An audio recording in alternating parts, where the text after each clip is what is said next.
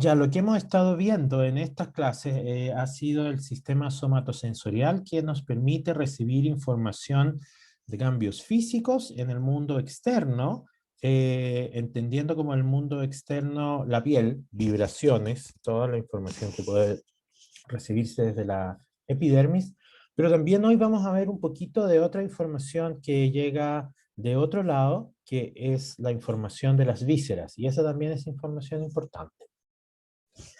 Eh, una cosa que yo debería recalcar bastante es que ya que estamos hablando del sistema nervioso, eh, nos salimos de la célula, ya se lo he dicho varias veces, y ahora ya estamos viendo circuitos y hoy van a salir explícitamente algunos, bueno, ya han salido explícitamente algunos circuitos.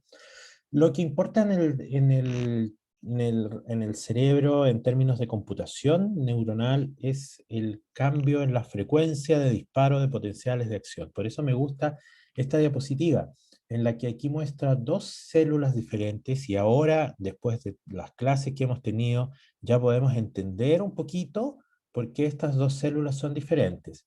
Este de aquí es un nociceptor que va por una de las vías, por la vía dorsal lemniscal, del lemnisco medial, que lleva información de nocicepción.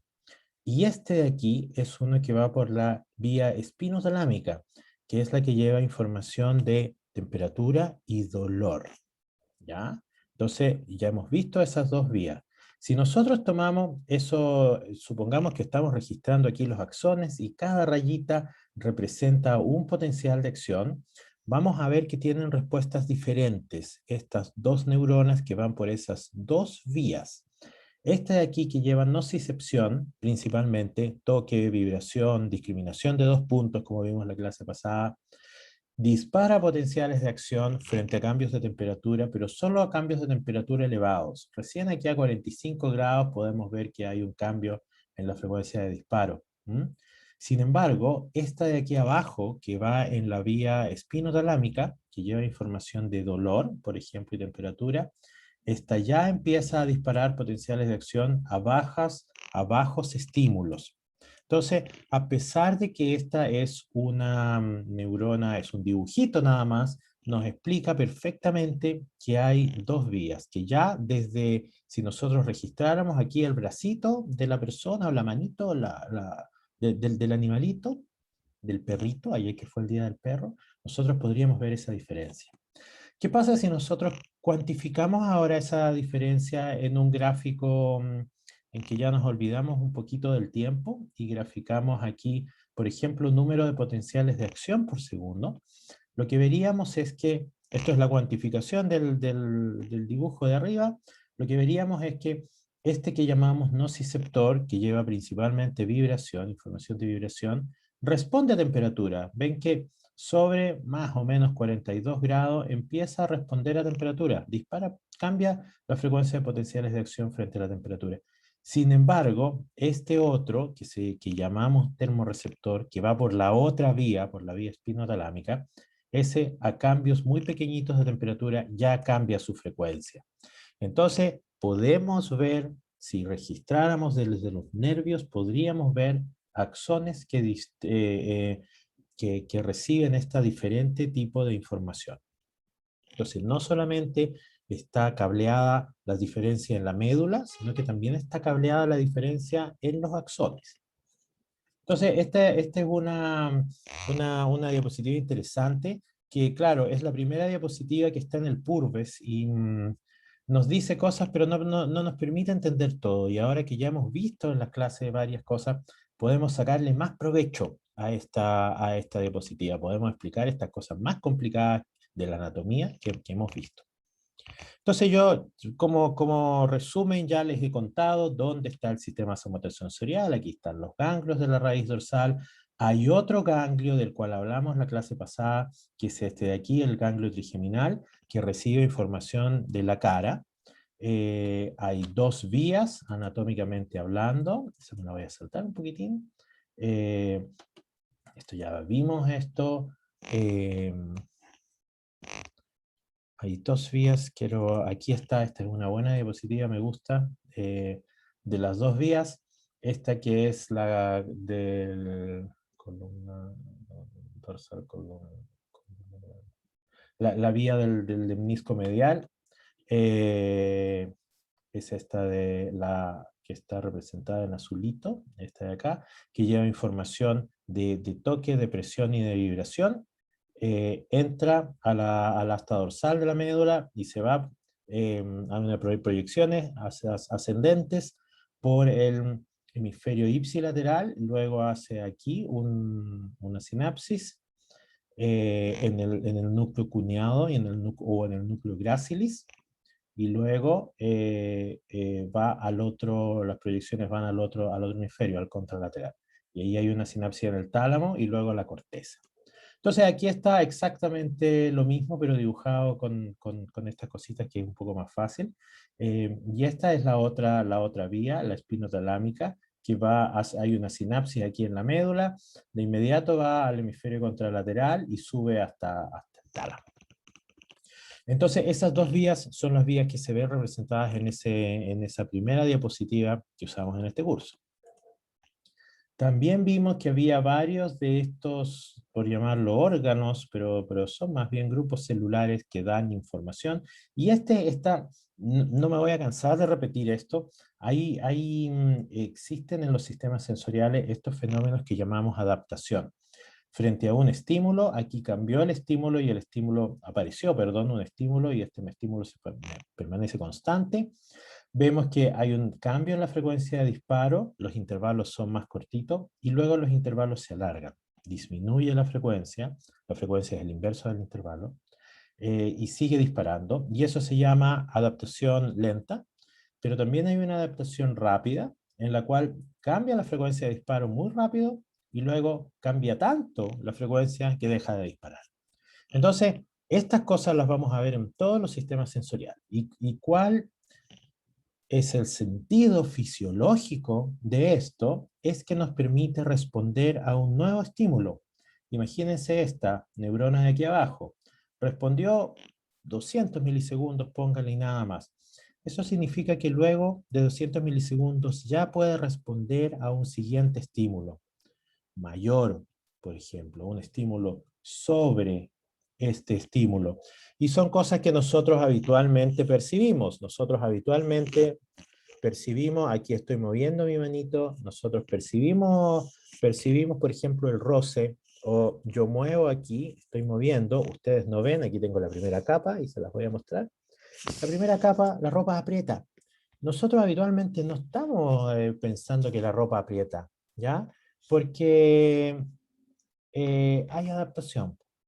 La célula sintió que hay un roce, pero luego hay un periodo de adaptación. Ya frente a ese estímulo no responde, y ahora puede venir un segundo estímulo, me puedo agarrar, por ejemplo, aquí y aplicar más presión. Entonces ahora la célula puede responder y yo soy consciente de eso.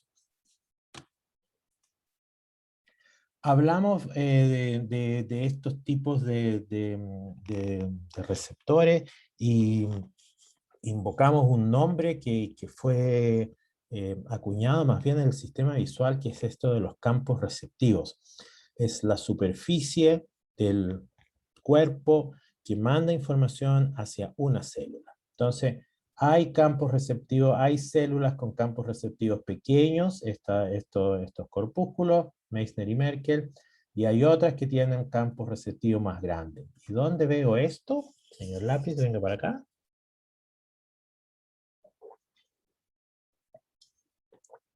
Perdón, me tomé un sorbo de café. 9 milímetros cuadrados, 22 milímetros cuadrados son campos receptivos pequeños. Toda la mano es un campo receptivo bastante grande, ya 60 milímetros cuadrados en este caso. Y esto está relacionado también, ustedes se pueden imaginar, como lo vimos en la clase pasada, en la discriminación de dos puntos.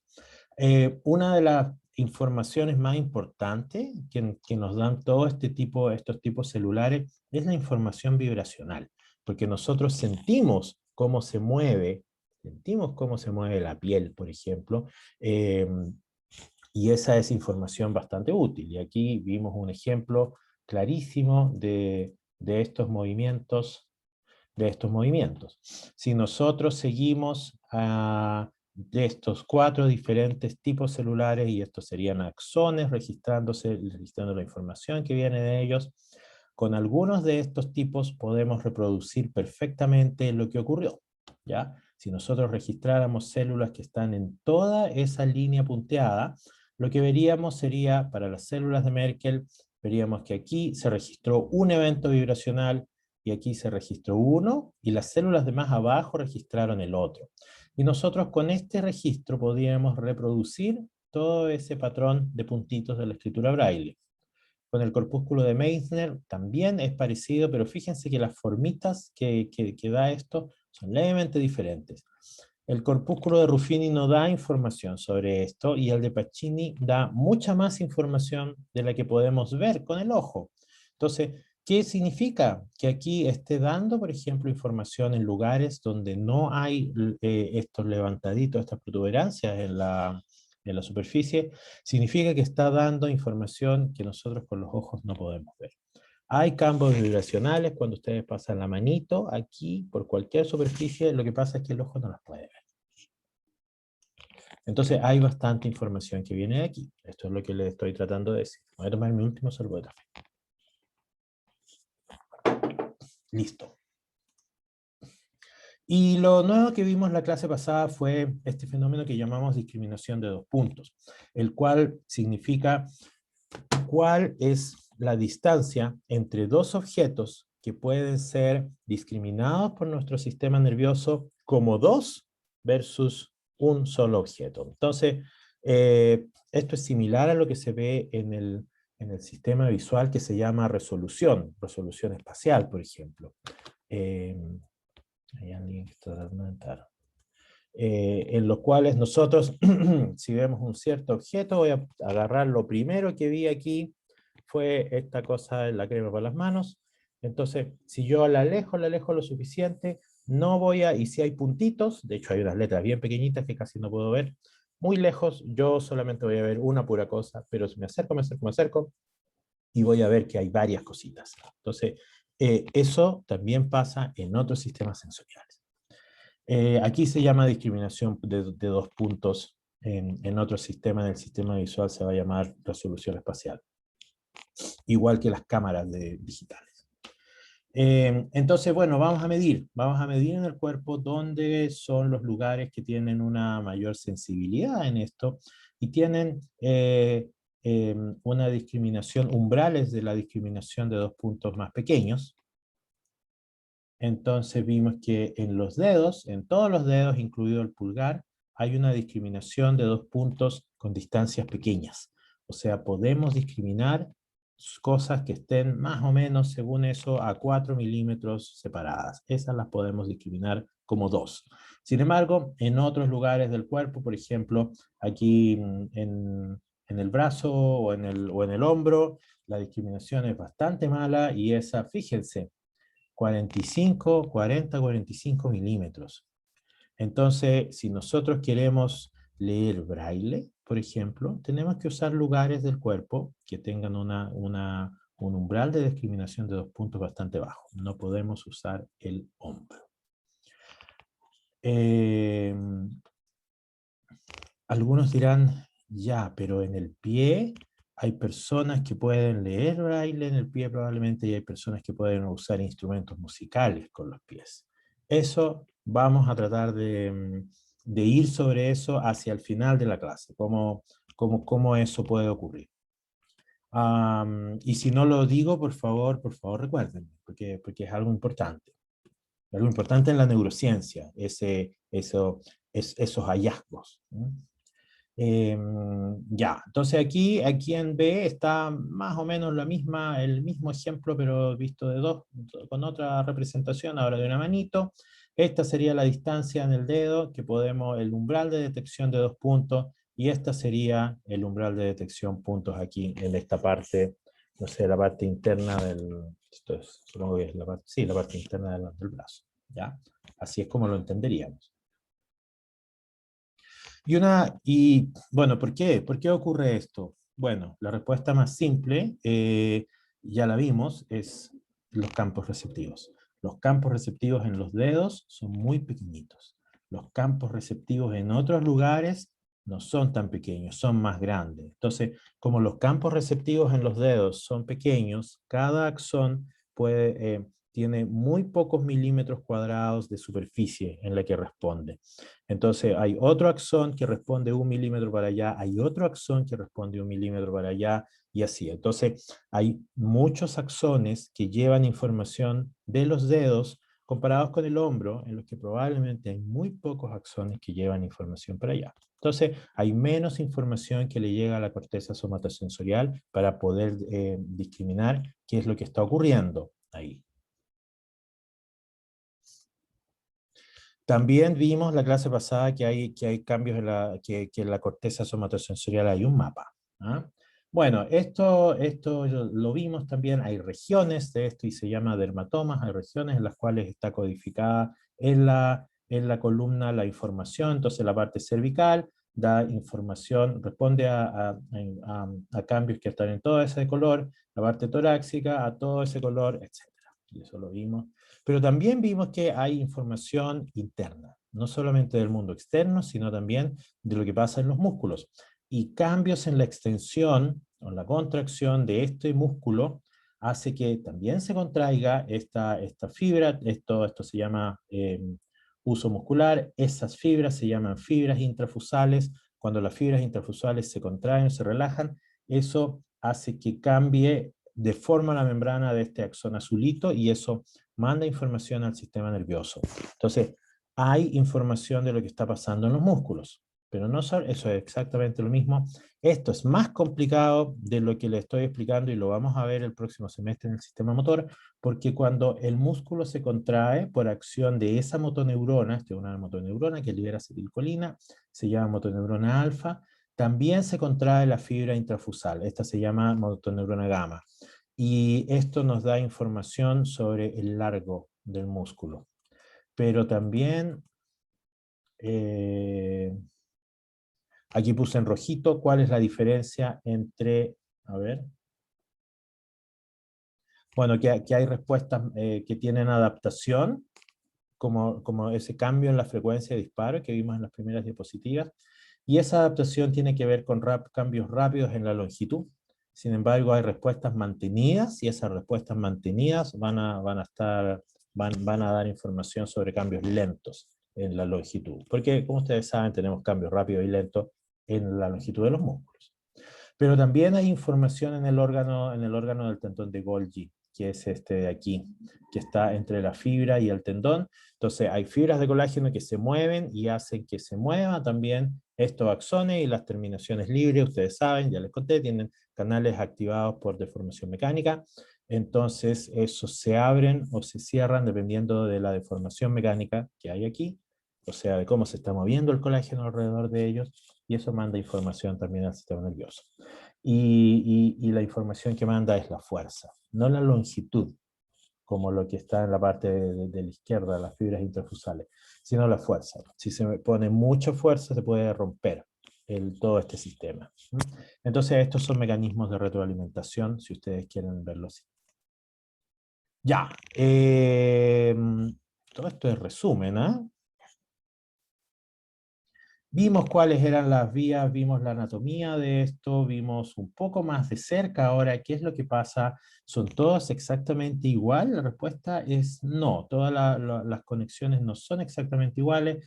Hay información que viene desde la parte superior del cuerpo y otras que vienen desde la parte inferior del cuerpo, el rojo versus el verde. Entonces, el inferior, entra por aquí, por el ganglio, sube ipsilateral, hace sinapsis en el núcleo grácil y después cambia hacia el otro hemisferio, y la parte superior del cuerpo hace sinapsis aquí en el núcleo cuneado, y de ahí la siguiente célula tira su axón hacia el hemisferio contralateral.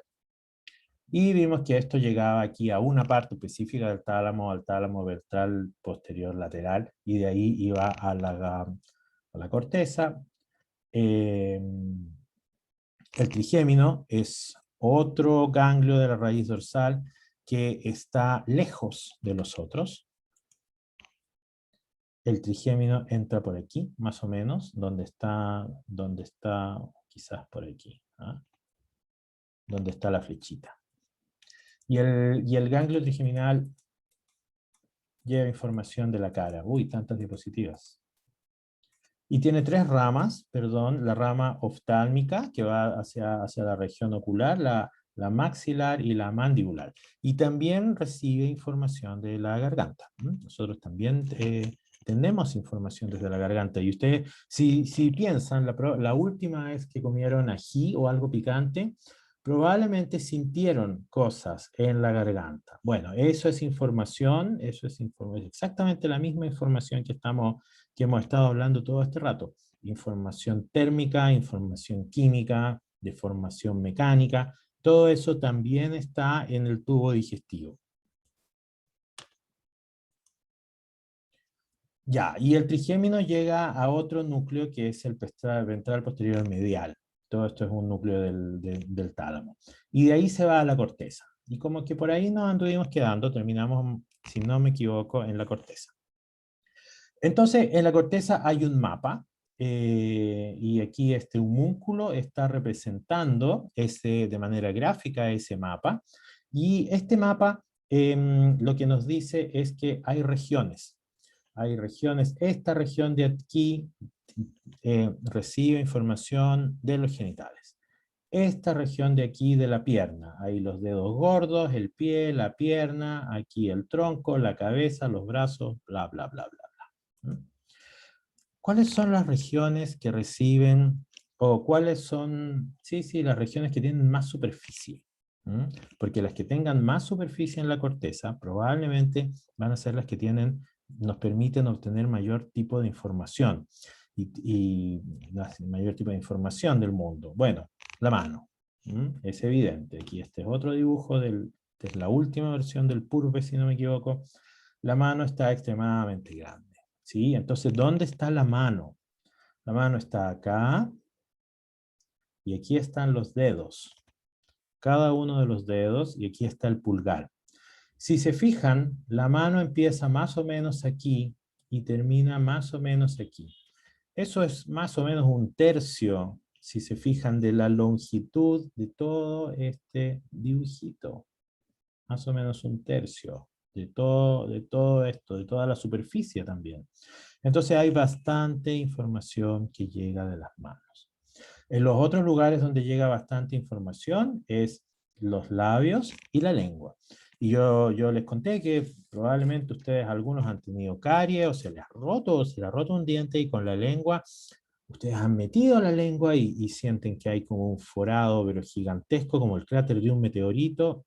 Pero si pudieran verlo cuando van al dentista, se van a dar cuenta que era un hoyito bien pequeñito. Entonces la lengua nos da muchísima información.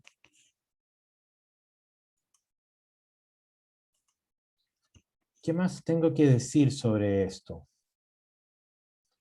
Hay que pensar que en algún momento vamos a hablar del sistema motor. Entonces, el sistema motor recibe información desde el sistema somatosensorial, procesa esa información y toma decisiones. Y esas decisiones finalmente significan contracción o relajación de ciertos músculos, pero cuando veamos el sistema motor vamos a ver que no es tan simple, en verdad es más complicado que eso, y es movimiento de grupos musculares. Probablemente lo que hace el sistema motor es determinar la acción. ¿Ya? No necesariamente mover un músculo o mover el otro, es más complicado que eso, sino la acción. ¿Cuál es la acción? Levantar la mano. Y hay una neurona que lo que va a hacer es que va a disparar para que nosotros levantemos la mano. Al levantar la mano hay un montón de músculos que se están moviendo. Entonces, vamos a hablar sobre eso en el sistema motor. ¿Por qué traigo a colación el sistema motor? La corteza motora está, espero no mandarme un condoro, está anterior, está aquí, anterior a la corteza somatosensorial. Hay varias regiones en la corteza motora. Hay un mapa también, pero ese mapa no es tan fino como este. Y ese mapa lo que hace, como vamos a ver cuando lleguemos ahí, es que está relacionado con acciones motoras, no con el movimiento de un músculo, sino con el movimiento de grupos musculares. Y vamos a ver ejemplos sobre eso, y vamos a ver unos experimentos que llevaron al descubrimiento de esto. Hay una... no, eso lo voy a hablar en la siguiente diapositiva. No sé si hay preguntas.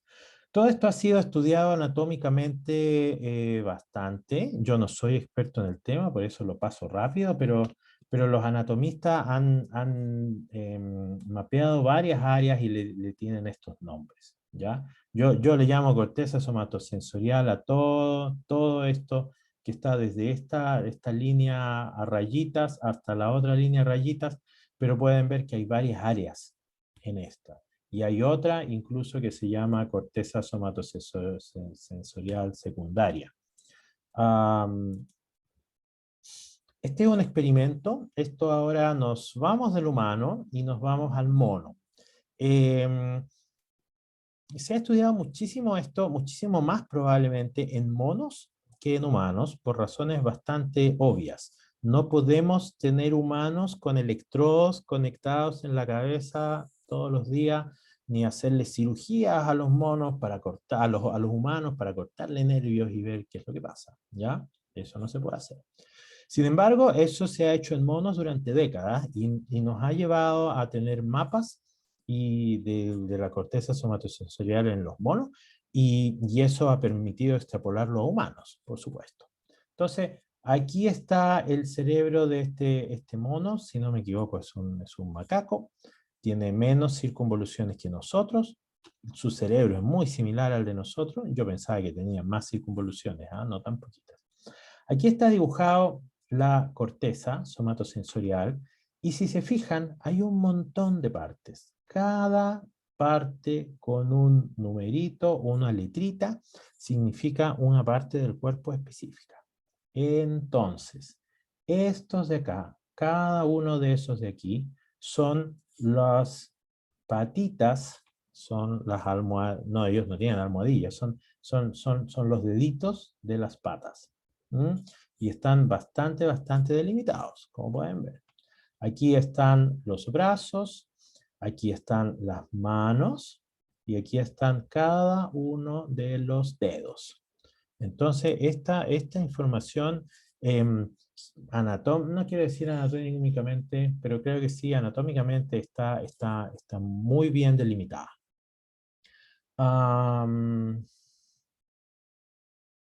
Pero nosotros hemos hablado de estos fenómenos de adaptación. Y estos fenómenos de adaptación pueden ser adaptación lenta, que cambia la frecuencia de disparo y se hace muy menor, o puede ser rápida, que cambia tanto la frecuencia de disparo que incluso puede dejar de disparar potenciales de acción. Y esto nos permite ahora censar un nuevo estímulo. Entonces, eso no solamente, eso cómo se ve ahora en el cerebro. Resulta que esto ahora es el caso de un dedo humano. Estos son diferentes regiones.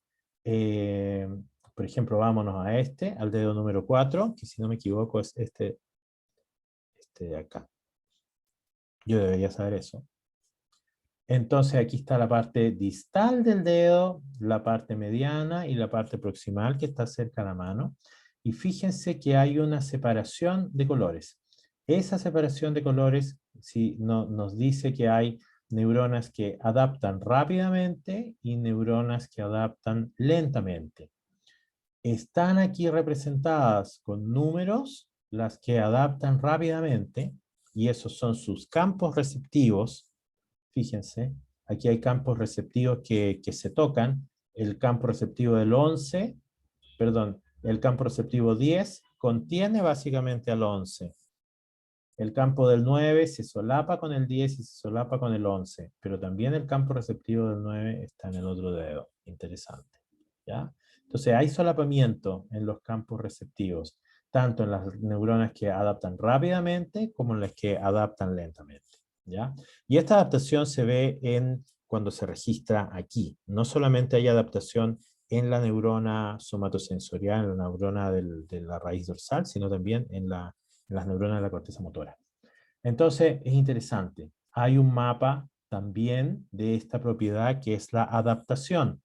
En azulito las que adaptan lento y en verde las que adaptan rápido. Entonces, esto es interesante porque podría ser una propiedad muy, muy interesante, ¿no? Desde el hecho, pensando desde el hecho que hay mapas. Pero esto cambia. ¿Esos mapas son dinámicos o son estáticos? Y esa es una pregunta sumamente importante en la neurociencia. Y hay un experimento muy importante que dio muchas luces sobre la plasticidad del sistema nervioso central, pero también nos confundió durante décadas. Y este experimento era el experimento en que se muestra que el sistema nervioso es plástico en estadios tempranos del desarrollo. Entonces, ¿cómo se hizo este experimento? Se tomó una ranita, se le hizo una cirugía en la cual uno de los ojos se le dio vuelta. La parte de arriba quedó para abajo y la de abajo para arriba. Entonces, cuando venía una mosca, la rana, en lugar de tirar la lengua hacia arriba para pescar la mosca venía para arriba, la rana tiraba la lengua hacia abajo. En ranas muy jóvenes aprendieron estas ranas a tirar la lengua para arriba. Entonces hubo plasticidad, hubo un cambio, el sistema nervioso se modificó, hubo una reorganización de los campos receptivos a nivel de la corteza visual. Esta es otra corteza, otro sistema. Sin embargo, en ranas más viejas no ocurrió ese sistema, eso, no aprendieron ese cambio, no fue plástico, no se modificó el sistema nervioso. Entonces, eso fue sumamente interesante, pero nos confundió en el hecho de que hay un mantra, y el mantra dice que perro viejo no aprende trucos nuevos. Entonces, ese mantra permeó la neurociencia por varias décadas. Y limitó nuestro entendimiento del cerebro. Fue recién en los 70, tirados para los 80, en los cuales un grupo que estaba trabajando en esto descubrió que ese mantra no era tan verdadero y que probablemente el experimento que se hizo no fue lo suficiente, no fue el mejor experimento, o más bien no debimos hacer una generalización con ese experimento tan específico. Entonces, ¿cómo se dio cuenta la gente de esto? Había grupos que estudiaban el sistema somatosensorial y se dieron cuenta, bueno, estaban haciendo cirugías en los monos y hacían cortes de los nervios que llevan información desde la mano. ¿Ok? Entonces cortan los nervios que llevan información desde la mano y hacen una cirugía y los cortan. Perfecto. Entonces ahí pasaban cosas interesantes. Punto 1, los animales se mordían las manos, así, igual que nosotros, que nos comemos los dedos, los monos se comían y se mordían los dedos, hasta que se los rompían, porque no había información de dolor hacia el sistema nervioso central. Eso por un lado. Pero por el otro lado, pasó algo que no era tan claro, y que ahora lo tenemos súper claro, es que se perdió el tono muscular. Entonces, si ustedes me vieran, yo hago una mímica cuando estábamos en las clases presenciales, y la mímica era caminar con el brazo caído. Entonces, los monos caminaban con el brazo caído, como si tuvieran un problema motor. Sin embargo, no había un problema motor. El problema es que no había información sobre el tono del músculo. No había información sobre el largo del músculo, ni sobre la tensión que tenía ese músculo, porque el axón o los axones estaban cortados. Entonces, la corteza motora no recibía esa información y entonces no mandaba información para mantener el tono. Y los animales andaban con los brazos caídos. Sin embargo, no había problema motor, porque dadas las circunstancias, los animales podían hacer fuerza. Entonces, lo que hizo el investigador fue, tenemos una mano que no funciona y tenemos una mano que sí funciona. Entonces lo que hizo fue restringir la mano que sí funciona, ponerle un arnés en que esta mano está pegada al cuerpo, de tal manera que solo pueda usar la mano que, comillas, no funciona. Entonces se le ponía al animal algo deseable, un plátano, por ejemplo, o alguna comida interesante para el animal, no un repollo o algo fome, ¿no? Sino algo que le gustara al animal, un plátano. Entonces, estaba el animal, miraba el plátano, no hacía nada. Ok, entonces a alguien se le ocurrió, bueno, hay que hacer algún estímulo para que este animal sienta de alguna manera o haga algo. Se le dieron shocks eléctricos en las manos o en los brazos, ya no recuerdo.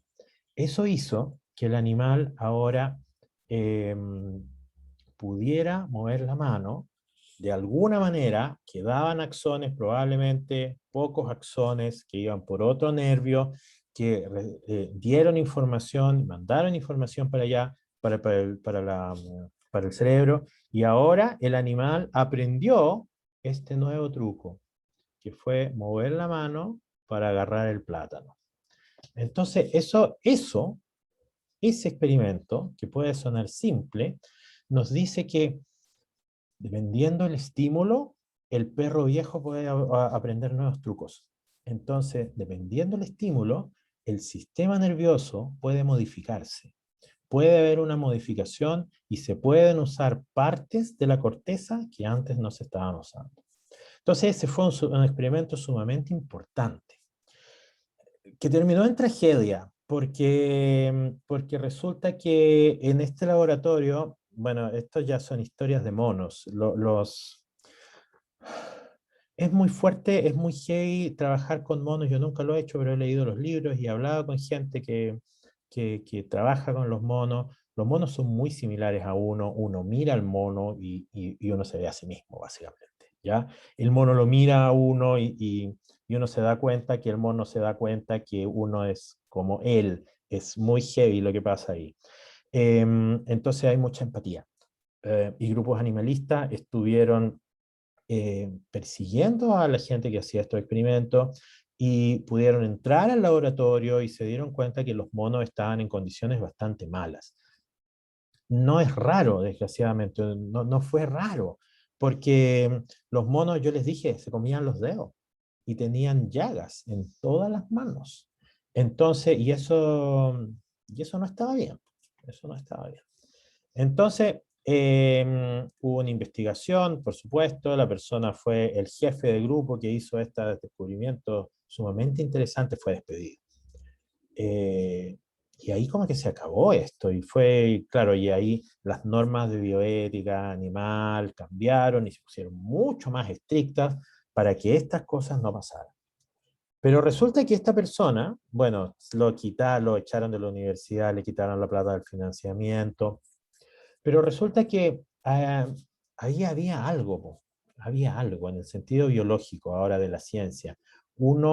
Ahí él descubrió que se podían enseñar trucos nuevos.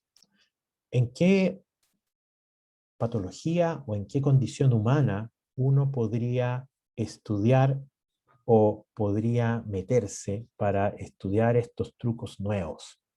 Bueno, hay dos casos más o menos obvios. Si tienen duda o comentarios, por favor háganlo, ¿ah? Hay dos casos más o menos obvios. Hay un caso que es súper obvio, que es el stroke. ¿Cómo se dice eso? Infarto. Cuando hay un infarto significa que hay un coágulo y ese coágulo tapa una arteria y toda la irrigación de esa arteria se estanca y las células se mueren. Eso es un infarto en el cerebro.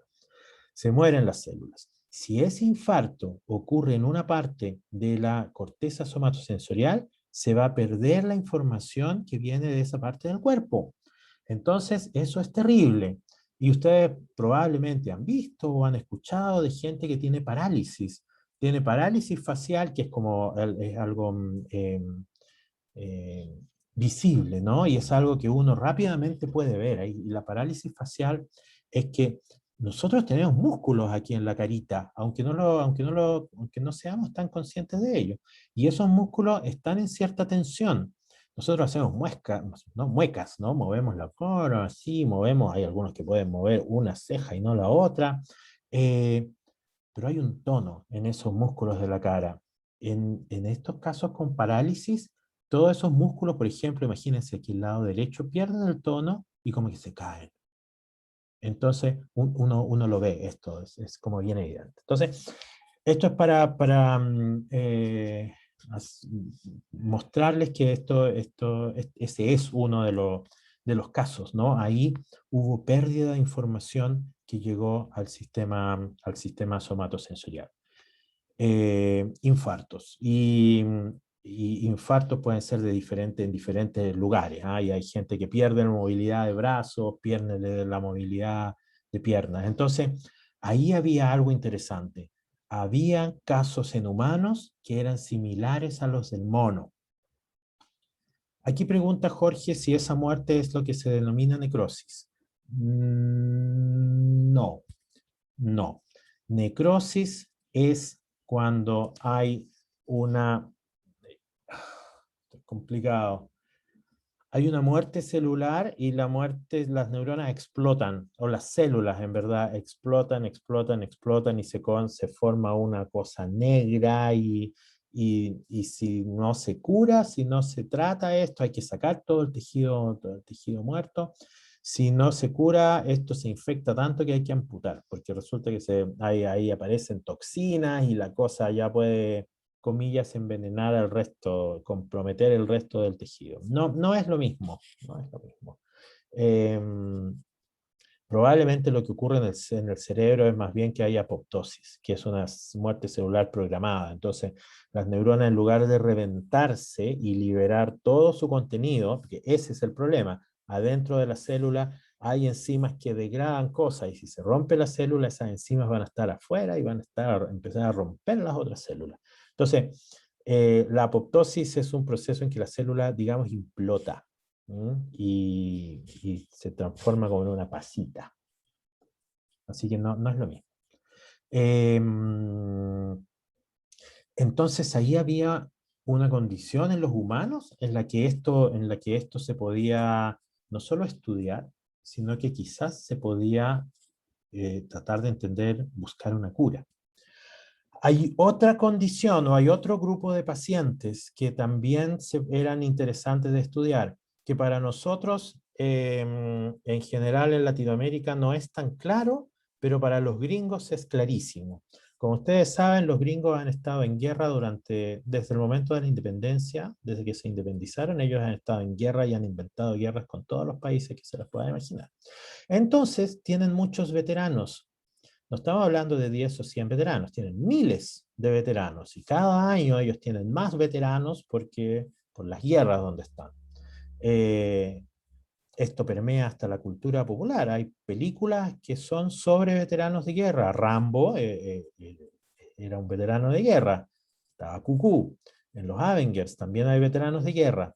Entonces, los veteranos de guerra quedan con, por ejemplo, esquirlas que llegan a diferentes partes de su cuerpo. Esquirlas son pedazos de metal que se producen en explosiones y que, imagínense, se insertan y pueden cortar nervios. Hay gente que perdió las extremidades también, ¿ya? Distintos tipos de lesiones en Estados Unidos hay miles de veteranos, ¿sí? Decenas de miles, si es que no hay más. Entonces había ahí un lugar donde no solo investigar, sino que también donde buscar posibles curas. Y esta persona, luego de que lo echaron de la universidad, se dedicó a estudiar a los veteranos. Y resulta que tanto en pacientes que te habían tenido infarto como en algunos tipos de lesiones de veteranos de guerra, usando todo esto que se había aprendido en los monos, se pudo hacer que recobraran la movilidad.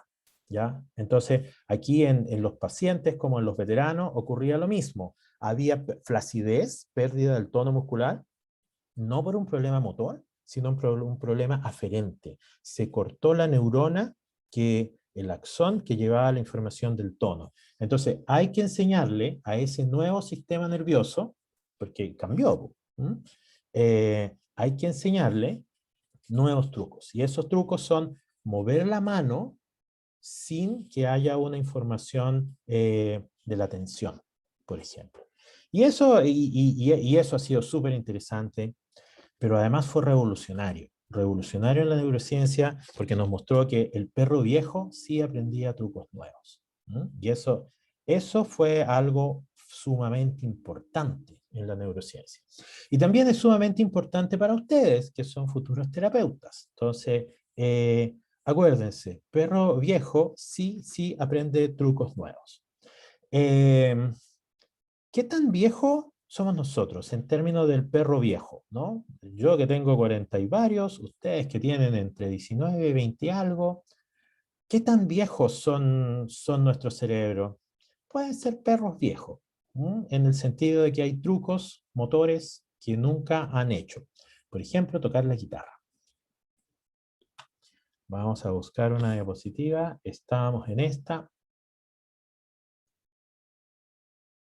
Este es un ejemplo en el cual, déjeme pensar qué es lo que pasó, hubo una cirugía en este animalito y al animalito se le cortó el dedo número 3, el dedo que hace la cosa fea, ¿m? Como decían mis hijos cuando eran chicos.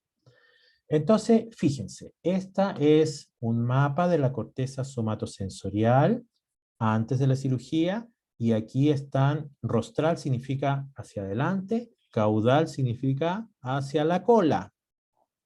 Los mamíferos tenemos cola, nosotros no, pero todo el resto tenemos vestigio de cola, ¿no? Aquí está rostral, aquí está, esto es el bulbo olfatorio, aquí está caudal. Entonces, el dedo 1, 2, 3, 4 y 5. Se le cortó el dedo número 3. Qué cosa más malvada. ¿Qué pasó con la superficie ahora? ¿Qué pasó con la superficie de la corteza, la representación de cada uno de los dedos? Miren qué pasó. El dedo 1 cambió pero poquito. La magia ocurrió entre el dedo 2 y el dedo 4.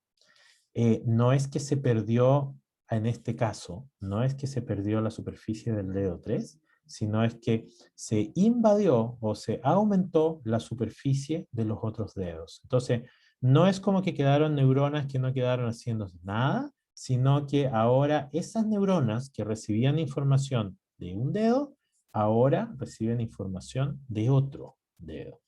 Y eso es interesante, porque esto nos muestra que que es un sistema nervioso ya adulto, puede modificarse. Entonces se puede modificar.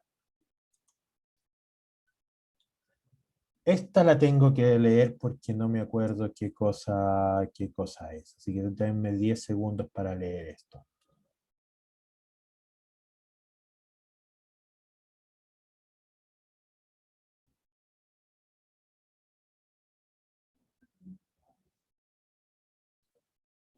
Aquí se le enseñó al mono a hacer una tarea que habitualmente no hacía, y la tarea era usar los dígitos 2, 3,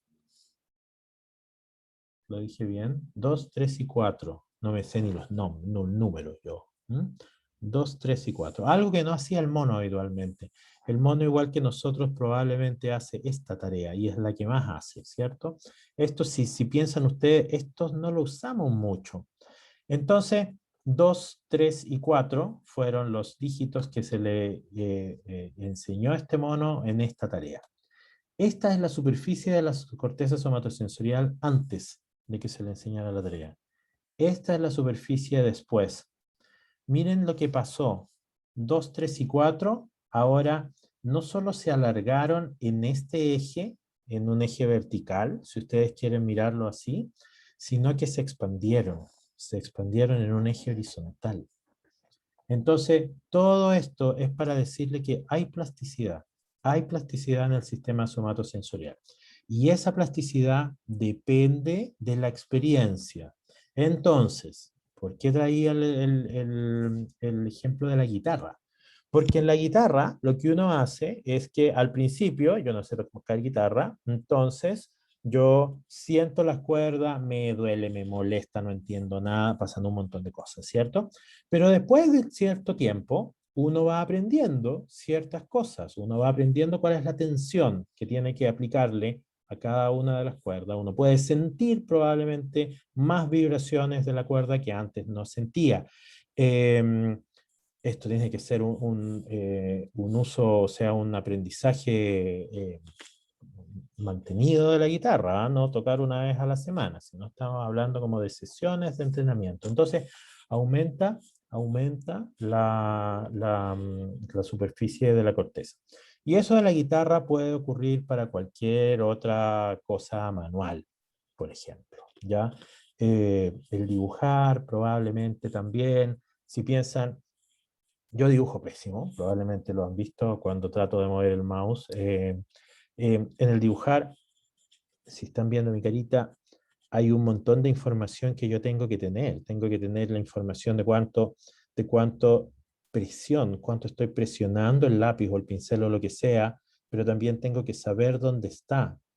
Tengo que saber dónde está el pincel. Y para eso, no solamente uso los ojos, sino tengo que tener en cuenta estos movimientos. Tengo que saber dónde está mi dedo, probablemente sin verlo. ¿Mm? Probablemente yo voy a estar dibujando y no voy a estar mirando la punta del lápiz. Entonces, todo esto es para decirles que hay entrenamiento. El entrenamiento funciona. Otro ejemplo. Mi ejemplo es pésimo porque yo considero que no son siempre buenos los ejemplos donde uno habla de lo que le pasa a uno, pero también son buenos porque son de primera persona. Hace varios años me saqué la cresta en la bicicleta, me quebré ambas muñecas y estuve con yeso 6 semanas con esta mano. ¿Qué significa eso? Significa que no podía mover los dedos. Tenía movilidad muy reducida en todos los dedos de la mano. Entonces me sacaron el yeso y ahora ¿qué hago con la mano? La mano era como un palo, ¿cierto? Era un palo así que no servía para nada. Entonces hubo que hacer terapia. Y la terapia era mucho más que eso, pero era principalmente hacer esto. Entonces, no solamente había que ejercitar la musculatura, sino también había que ejercitar la información que llegaba, porque yo lo sentía, ¿ah? Había poca sensibilidad aquí. Imagínense, esto había estado cubierto por yeso. Desde aquí más o menos había estado cubierto con yeso. Entonces había muy poca sensibilidad. Y todo esto con semanas y semanas de entrenamiento ya uno aprende los nuevos trucos. Y eso yo lo vi, yo aprendí a hacer nuevos trucos. Y el nuevo truco que podía hacer, no se ve ahí. Todavía la mano no funciona bien, ¿ah? Se me mueve este dedo se me mueve. El truco que aprendí a hacer fue este. No miren el dedo de arriba. Esto no lo podía hacer. Entonces, ese truco, ahora me cuesta todavía, ¿ah? Ese truco fue muy difícil de aprender. Y parte del truco era que no había información que llegaba desde acá. Y eso se mide el electromiograma y efectivamente había poca fuerza y probablemente había poca información. Eh, Todo esto es para decirles que el sistema nervioso adulto sí es modificable. No sé cuál diapositiva viene. Esta es la misma que les mostré, pero es más antigua. Ya, preguntas hasta acá.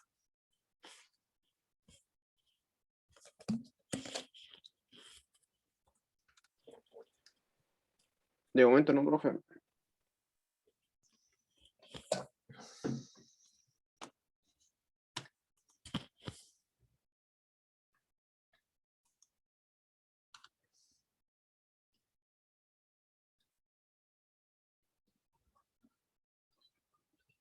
Estoy mirando lo que viene. Ya, vamos a pasar un poco de lo que viene. Dice Jorge que me hace mucho sentido con que se diga que las primeras adaptaciones siempre son a nivel neuronal. Eh, sí, claro que sí. Eh, Iba a hablar sobre el dolor referido y el miembro fantasma. Eso viene ahora. Sí, claro, porque a veces lo más simple de pensar es que los problemas no son aquí en el cerebro, sino que los problemas son, por ejemplo, en los músculos. Y no siempre es eso. Eh, Incluso estudiantes universitarios ahora, no sé, ahora en general, a veces piensan que el Parkinson, por ejemplo, que lo entendemos como un desorden motor desde cierto punto de vista, es un problema motor. Y eso no es verdad. El Parkinson no es un problema motor del músculo. El problema no está en el músculo, el problema está aquí, en el cerebro. Entonces, todo esto es para que ustedes les entre, ¿no? Permee dentro de su cabecita, llegue al cerebro, la idea de que muchos de los problemas motores que ustedes van a ver durante su vida profesional están acá, están en el cerebro, ¿ya? Sí, hay que ejercitar los músculos, estamos totalmente de acuerdo, pero la causa probablemente en muchos de los casos va a estar en el sistema nervioso central. Entonces, ahí ustedes tendrán que buscar cuáles son las herramientas que les servirán para tratar esas causas y para lograr una mejor calidad de vida de sus pacientes, ¿no? Y algo muy importante en esta época es buscar en la literatura, ¿ya? No solamente hay literatura que va cambiando muchísimo. Esto de los cambios plásticos en el sistema nervioso ha ido cambiando muy rápido en el transcurso de los años.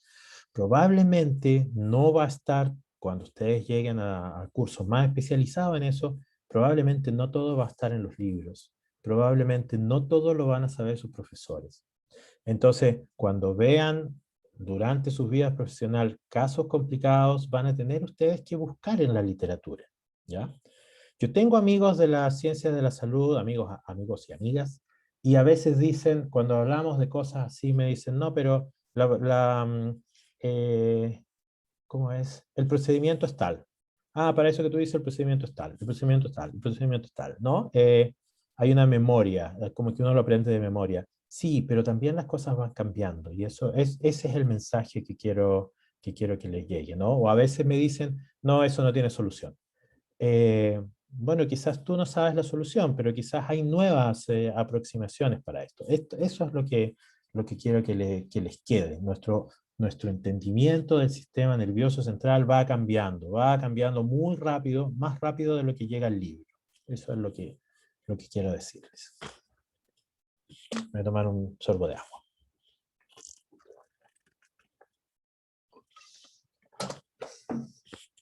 Hemos hablado del sistema somatosensorial como que fuera una maquinita que nos da información.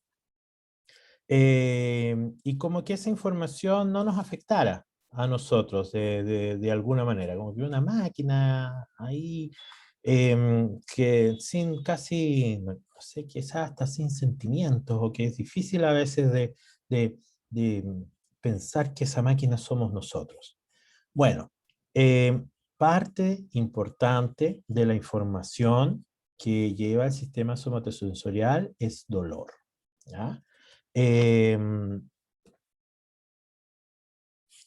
el dolor tiene varios componentes. Tiene un componente que es nociceptivo, tal cual como hemos visto en esta clase, en la clase anterior.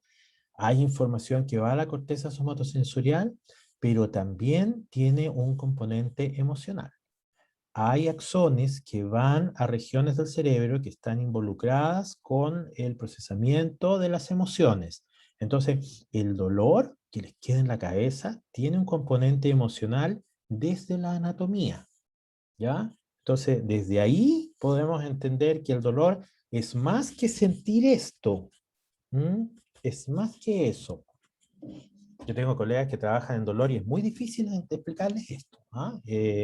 Pero, pero los médicos lo saben, afortunadamente, hace tiempo. Ya, vamos con esto, a ver qué pasa. Ya les he contado lateralmente esta diapositiva. Hay información que es básicamente somatosensorial, vibración, movimiento de los pelitos, pero hay otra información que tiene que ver con la temperatura y con el dolor, y ya vimos que esto va por diferentes vías. Hagamos un experimento, pues agarremos la mano o el pie es a veces más doloroso, y peguémosle al pie. Entonces imagínense la última vez que ustedes se pegaron en el pie. Hay dos tipos de dolor, si los separamos con relación al tiempo, el dolor rápido y el dolor, el primer dolor y el segundo dolor. Eh, el primer dolor es muy grande, habitualmente, y está separado, a veces se ve esta separación, a veces no nos damos cuenta, está separado con este dolor secundario, que segundo dolor, que aparece y desaparece más lento y puede durar más, ¿ya? ¿Cómo se explica anatómicamente que tengamos un primer dolor que, ¡ay! Que me dolió mucho y después, ¡ay! Me quedó doliendo. Bueno, porque hay fibras diferentes. En el dolor rápido, principalmente las fibras A, delta, están involucradas y estas son fibras con mielina, que como vimos en una parte anterior del curso, son más rápidas y además el diámetro de los axones es mayor. Entonces hay menor resistencia y el impulso eléctrico cruza más rápido. Las fibras C no tienen mielina, entonces son más lentas. Hay pacientes humanos en los que se ha visto degeneración de estas fibras y solamente presentan el dolor lento, y hay otros que tienen degeneración en estas otras fibras y solamente se ve el primer dolor. Entonces, estas son cosas que ocurren en nosotros los humanos. ¿De dónde viene el dolor ahora anatómicamente, ya que sabemos cuáles son los receptores que están en la dermis y en la epidermis? ¿De dónde viene el dolor? El dolor viene de las terminaciones libres, no viene de los corpúsculos de Meissner, ni del de Pacini, ni nada de eso. Viene de las terminaciones libres, pero de un grupo de terminaciones libres, ¿ya? De las que van a ir por la vía espinotalámica, no de las que vienen, esta de acá, por ejemplo, no tiene que ver con esa, que va por el lemnisco medial, no tiene que ver con esta que tiene que ver con el movimiento de los pilitos, va por otra. El dolor y la temperatura van por lo mismo. ¿Ah? Spoiler alert. ¿Qué es lo que sabemos? Uy, ya tengo que terminar esta, yo creo que va a ser la última diapositiva y con esta empezamos con la siguiente empezamos la próxima clase. Hay que hay que seguir el protocolo. ¿Por qué sentimos, me voy a cambiar un poquito del dolor y voy a ir a la temperatura? ¿Por qué sentimos cambios en la temperatura? Bueno, tiene que haber alguna molécula, alguna proteína que sensa el cambio, ya sea la subida o la bajada de la temperatura. Resulta que nosotros sabemos hace mucho que la sensación de picante del ají, del chile, como dicen en México, es muy parecida al aumento de la temperatura. Y muchas veces nosotros sentimos como que con el ají nos está quemando. Es algo muy similar al aumento en la temperatura. Entonces, ¿por qué ocurrirá eso? Bueno, David Julius descubrió que el receptor, la molécula que recibe a capsaicina, que es el principio activo del ají, es la misma molécula, es un canal iónico, primero que nada. Aquí tiene su sitio de unión a capsaicina. La capsaicina entra por la membrana, se particiona y tiene el sitio de unión intracelular. Ese canal iónico además es sensible a aumentos en la temperatura. Entonces, el mismo canal que se abre cuando aumenta la temperatura es el que se abre cuando llega a un estímulo químico como capsaicina. Es por eso que es similar para nosotros el estímulo del calor con el estímulo del ají. Pasa eso, y esta es la última, ¿eh? Pasa eso con otras sustancias. Bueno, todos han comido mentitas, por supuesto, me imagino, ¿no? Me imagino, todos han comido mentitas o mentol o algo parecido. Todos se han echado pasta de dientes. Eso yo creo que eso sí, yo creo que todos, ¿no? Y la pasta de dientes tiene un sabor raro que uno le llama refrescante. Es el mismo sabor de las mentitas. Y eso se llama mentol. Este de acá, esto es una hoja de menta. Y ahí viene, si no me equivoco. Entonces, resulta que la molécula que sensa mentol es la misma molécula, el mismo canal iónico que sensa bajadas en la temperatura, frío, y tiene ese nombre rarísimo, TRPM8, y este es un nombre histórico de la familia de estos canales, que son de la familia del TRP, que trae ese nombre por una mutación en Drosophila. Es una historia muy antigua, ¿ya? M es la familia, M y el 8 es el gen número 8. En el caso que les hablé antes, el aumento en la temperatura y el ají, lo mismo, TRP, la familia B, porque es el receptor de vaniloides, la capsaicina es un vaniloide, y el 1 porque es el gen número 1. Entonces, estos moléculas que sensan cambios en la temperatura, también sensan químicos. ¿Hay otros químicos que sensen? Sí, hay bastantes tipos de ají, aceite de mostaza, también es un irritante y también es sensado por este canal de aquí, que también sensa cambios en la temperatura. Y estos otros, ¿cómo se llama esto? Horseradish, rabanito y ajo también son sensados por este de acá. Yo creo que esto es el mustard oil, el aceite de mostaza. Entonces, es interesante porque resulta que estas moléculas que tienen que ver con cambios en la temperatura también sensen químicos. Y ustedes probablemente saben que esos químicos causan dolor. ¿Mm? Aquí en Chile, desgraciadamente, el agua del guanaco es algo que causa dolor. El gas pimienta también causa dolor, ¿ya? Causa irritación también, ¿ya? Pero causa mucho, mucho dolor. Y la razón es porque se usan químicos sintéticos similares a la capsaicina y se unen a este canal y tienen una permanencia bastante larga y se usan a alta concentración. Entonces, esto genera dolor. Entonces, fíjense, el dolor y la temperatura van por la misma vía desde el punto de vista molecular. ¿Ya? No, o sea, desde el punto de vista molecular, desde ahí hacia arriba, están juntos. Ya, y con esto termino y la próxima clase vamos a seguir hablando del dolor.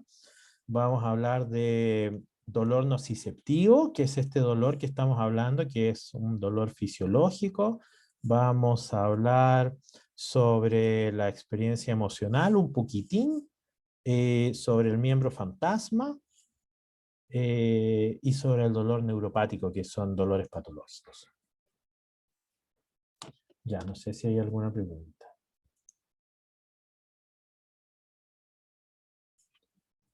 Hoy es jueves, entonces la próxima clase es el lunes.